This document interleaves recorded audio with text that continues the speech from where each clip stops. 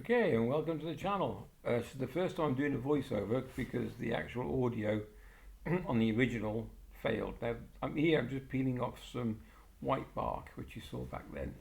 And this is the Bushbox XL. If I get it out of the packet alright, it's a bit, I haven't used it for a while. And this part I had trouble with because I was trying to push down the ash box the wrong way round. So anyway, you'll see that the holes are supposed to be at the top and the platform's at the bottom. You'll see in a second. I get it right in the end. There we go.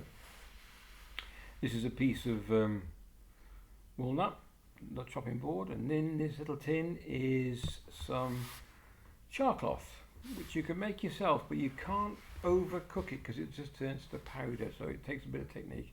This is the bark I picked earlier, which is white, no, paper bark it's called, or paper. Birch. It's birch bark, but it's a very, very paper thin one. So I'm putting some in the top of the bush box, which I've got twigs in. The best twigs I used is pine, because they do ignite very easily. Undo some the birch bark, put that nicely down there. There you go. There we go. This is weird talking to yourself. So now we're going to get out, which I've got, is a little packet here, which I keep my quite treasured little piece of steel. There we go. And then flint.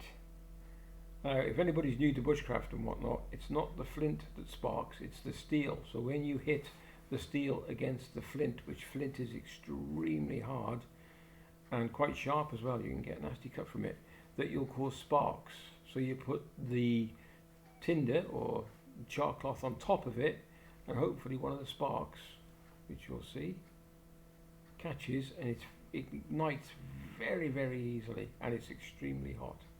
A few little blows, put it inside the birch bark, white bark, whatever you want to call it. Give it a little bit of a blow,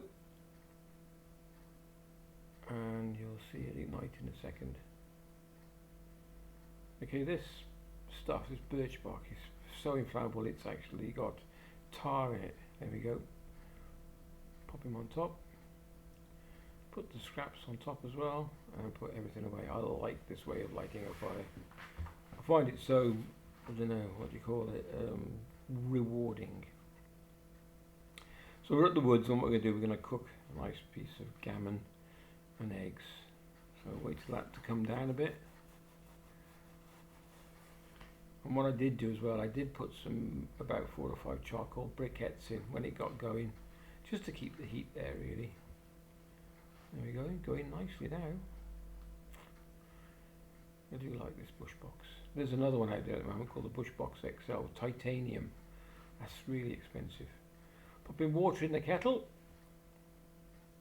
and now what I'll do, I'll add the green beans and cook in the kettle. It's a very versatile pot. You don't have to have it just for boiling water and make a cup of tea. You can put vegetables in it, whatever you want. You can boil potatoes in it if you wanted to. So these are all organic out of the garden. Jane picked them just before we came. Pop them in. One got away. I'll take a little bit of water out in a minute. You'll see. I'm trying to show you the camera, and I end up spilling a bit, but it doesn't matter. Boop. That's it. Right. Put the lid on. And pop it on top. Right, well, these are, what do they call them now? Divots, and they actually help support the pot. Right, so now that's getting into the heat. The beans cook nicely on there. I'm going to exchange it in a bit. Come on, Marcus. There we go. Bird's eye view of the steaming. They're almost cooked by now. We'll see.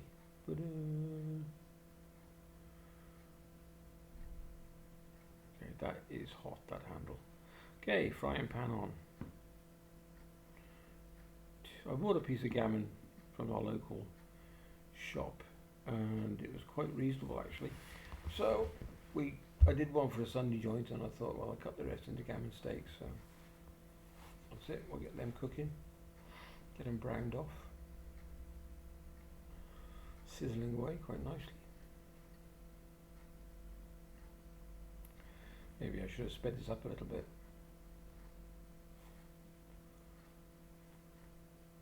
Scenery view. It is nice. It's so peaceful. You wouldn't believe it. Honestly, it's so peaceful. I don't know what happened here because I'm using a GoPro, so I don't know why it went sideways. I don't know if I could have corrected that, but it's only a few seconds anyway, so it's not worth it. Right, back to normal view. I don't know what happened there.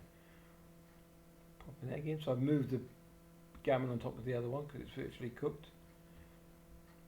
Well, nice. These are organic eggs. So we've got the gammon's not, I don't know if it's organic, but I split that, I broke that egg. But everything else was organic. These are from the chickens in the garden.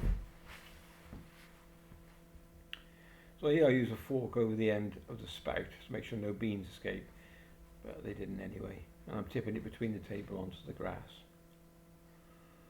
There we go. Should have sped that up as well. We will see, nearly done, there we go. Okay, now time to dish.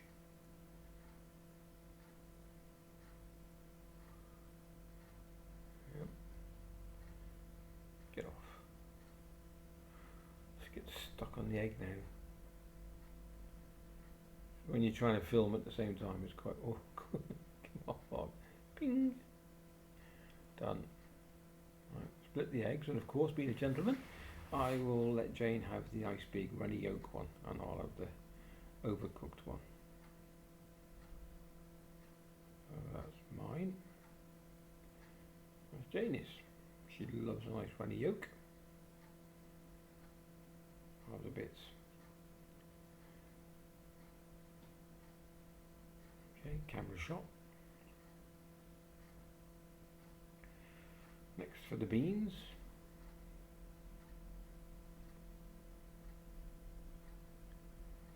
Okay, I'm trying to figure out here, how am I going to get these beans out without, and I thought, no, I know.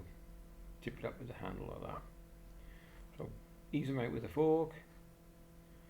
I must admit I do. Oh, these are organic as well, yeah, did I tell you that? Anyway, these are organic out of the garden. Top up James. If she doesn't finish them, I will anyway. A few more for me.